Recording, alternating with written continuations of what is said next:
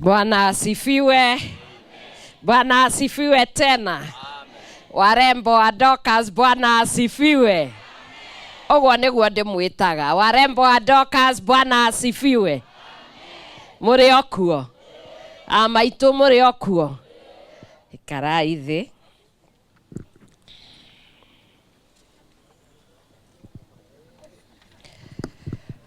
Our Governor, Nyeri County, Your Excellency Mutahi Kahiga, Nyeri Deputy Governor, Honorable David Kenanire, County Assembly of Nyeri Speaker, Honorable James Geshohe, our Nyeri County Commissioner,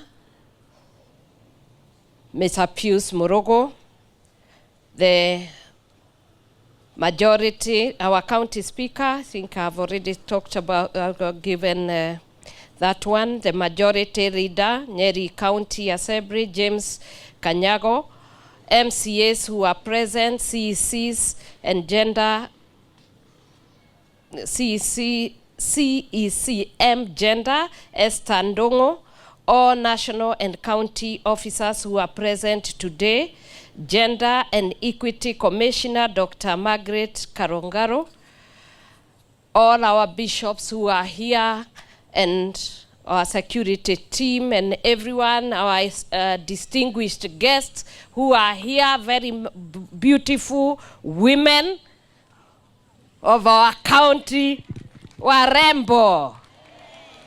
Na tupige makofi, modo weede, weede. Na wihurire makofi to gutiri ungi tawe no ungi muhiki wa Ngai. Andu aingi moigaga ati muri andigwa mugatigwo no gutiri mundu mutigite muhikitio ni mundu wi hinya njamba hi hinya ogwo ukiyenda ukoragwo ukiyenda ukiugaga ati nie ndi muhiki wa Ngai tondu ogwo ni Bibilia eroiga na mutumia ni kindu kia bata muno mbere ya Ngai. Gutire undu ungi aragia ona Jesu aikarite hau aikarire akirora akiona mutumia wa ndigwa arehe tubesa tunini ndaririe horo wa itonga ndaririe horo wa andu aria mehumbite wega arorire mutumia wa ndigwa tondu no mutumia wa je we ndari na horo na andu aya angi. Elija akorwo na mathina maingi muno muno, mbia ciaga, irio ciaga, atumirwo kuri u ogwo mutumia wa ndigwa ndagirirwo kwiira ona hanini. Wagirirwo guikara witinguritie no ririkane no muthuri urathire no ndanathie na hakiri ciaku, ndanathie na moko maku, ndanathie na kio giaku, na ndanakua ciana ciaku. Uratigirwo we arahuruka arakwira uthi na mbere na wira uria urutaga. Munjitikirie nyambe thome na githungu niguo andu aria mathikagiriria maigue. Ni mwanjitikiria?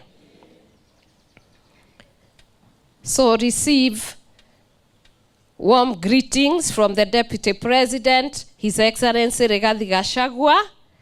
He wishes good health and prosperity to the people of Nyeri County and all the widows and their families. Nimwamukira ngeithi cia Deputy President.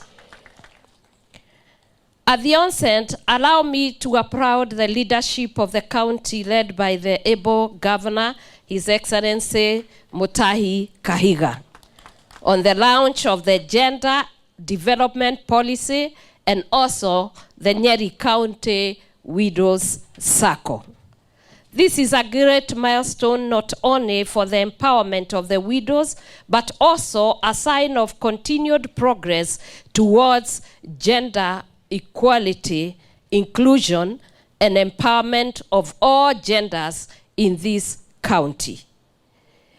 A mother's presence makes a huge difference in the family, whether married or widowed. She is a glue that keeps the family together. Her prayers and her voice is a creative power to give life to the generations. She is a teacher and a role model to her children. They look up to her for strength and even for comfort. Her life is measured and reasoned to give proper direction to her generation. Her story is poorly written or not written at all. Only at funerals are mothers highlighted, role highlighted and properly acknowledged and affirmed. The fact is, we have many households headed by mothers, some who are single, and most of them are absentee husbands. And then we have widows. Widowhood is not a choice. It is an eventuality that comes to all of us. Both genders experience pain of widowhood, but most of the men, like in Western world, remarry. Larger majority in the African tradition and Africa don't marry. They prefer to remain single and to serve their own children. What I must acknowledge here is that differentiation of a woman starts when she gets married. When she's supposed to be empowered, she finds herself, she has a husband, and everything centers on the husband in terms of the economic base, leadership, and everything. So how the woman is busy taking care of the children, the title belongs to the man, the wealth belongs to the man. So if a man does not take care to leave a will, you find that many of these widows are now defranchised, even at this level, where when the man is gone, especially in the African culture, we don't have wills. They don't leave a will. So the woman and her children are left to suffer and to struggle. You have asked about being able to help the women. In the current constitution and in the current laws, we have being registered mediation institutions that you'll be able to stand and be able to come. These women can come and they can be catered for faster and quicker. So this meeting comes a few days after the world marked the International Widows' Day that reflected on the issues affecting widows around the world and actions required to safeguard and advance their rights. I am glad that the empowerment of widows has now become a global conversation. It was also last week that I attended the first ever African Widows Summit held in Zanzibar. Various African countries under the African Union gathered with an intention of reforming the African space and create a conducive environment for widows to thrive economically, socially, and politically.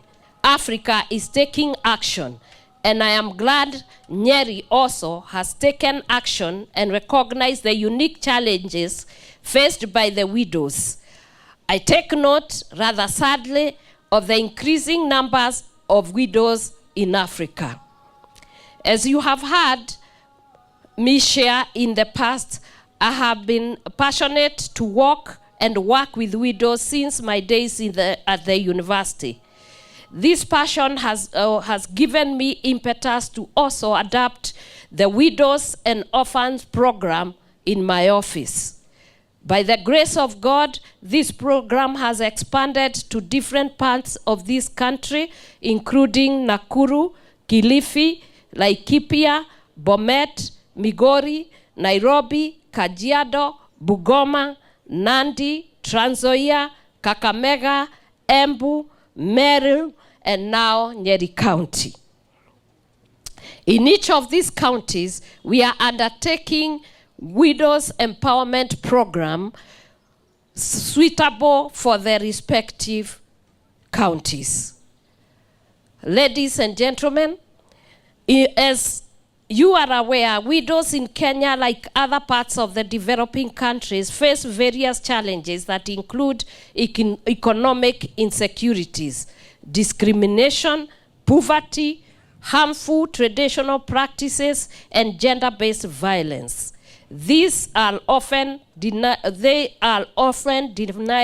their inheritance rights and property grabbed after the death of their partners. This is a very sad situation that we must correct holistically. I believe economic empowerment is the gateway through which all economic, social, and cultural barriers can be broken. Through empowerment of widows, they can be able to make independent decisions and overcome these challenges. Ladies and gentlemen, the launch of this gender policy will lay a strong foundation for promotion of gender equality, women's empowerment, and social inclusion across all sectors of the county's development agenda. I urge the county government to ensure that gender equality and women's empowerment is integrated into sectoral policies, planning, and programs. Gender mainstreaming demands that as we focus on women empowerment, we must not forget my boy child. The United Nations Transformative Promise of the 2030 Agenda for Sustainable Development